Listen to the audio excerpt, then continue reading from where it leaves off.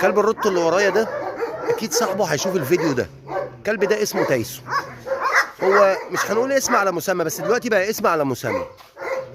اول الكلب ده ما جه كان بيخاف ان حد يلمسه، كان بيخاف ان حد يقرب منه، كان بيترعب، كان بيتخض لما نيجي نسلم عليه حتى يتخض ويخاف، خايف على نفسه خالص، ولدرجه ان هو كان الرعب مسيطر عليه.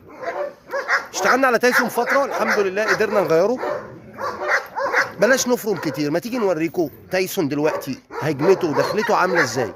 وانا عارف طبعا الفيديو ده بعد ما نصوره بنبعته لصاحبه نشوفه، نشوف رد فعله اللي هو هيفوجئ بيه دلوقتي تمام مع تايسون، ويديني رايه، ويا ريت يتصل عليا بعد الفيديو ده.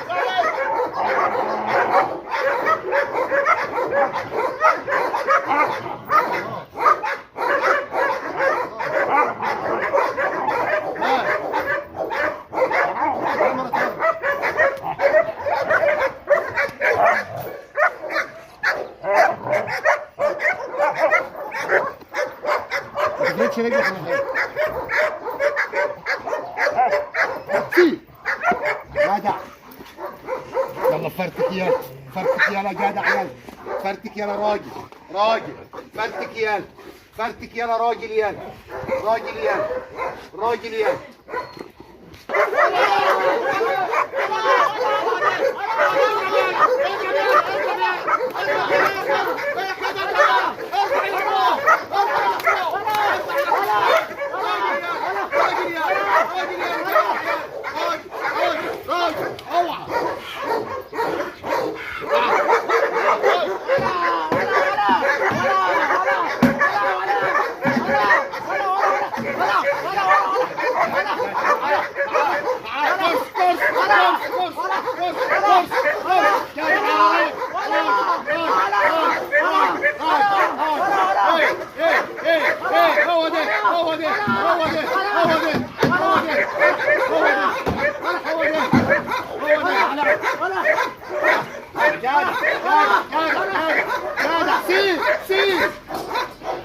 حتى مع الحديد ما بنسميش.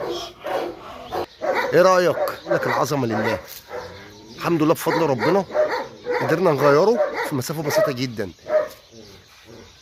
ازاي تحول الكلب الخواف جدا او اللي ما عندوش جرأة للجرأة اللي احنا شفناها دي. انا اسف طبعا في الفيديو ده، اي مشهد او اي حاجه ده شغل، ودي قوه ودي ثقه بالنفس من كلب روتويلر. المفروض الكلاب الروتويلر بتكون مقاتله تمام.